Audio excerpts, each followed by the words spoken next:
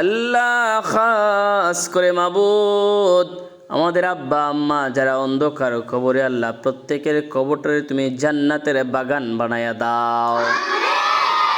আমাদের শ্বশুর শাশুড়ি যারা অন্ধকার কবরে, তাদের কবরে সওয়াব পৌঁছাইয়া দাও। আম্মা আব্বাকে নেক হায়াত দান করিয়া দাও। আল্লাহ শ্বশুর শাশুড়িকে আল্লাহ তুমি নেক হায়াত দান করিয়া দাও। আয় আল্লাহ তাআলা রব্বুল আলামিন, খাস করে আমাদেরকে সোনার মক্কা সোনার মদিনা জিয়ারত করার তৌফিক দান করিয়া দাও। বেশি বেশি করে নেক আমল করার তৌফিক দান করিয়া দাও। মুহাম্মদ মনির মিয়ায় পবিত্র কোরআন শরীফ খতম দিয়েছেন গো আল্লাহ।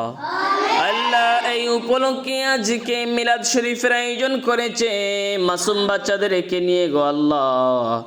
আল্লাহ ওই কোরআন খতমকে তুমি কবুল করিয়া নাও। আল্লাহ খতম পড়তে যাইয়া যে ধরনের ভুল বিয়াদবি হয়ে থাকে তুমি নিজ গুণে মাফ করিয়া দাও। কোরআন খতমের সওয়াব দয়াল নবীজির উপর সোনার মদিনায় পৌঁছায়া দাও।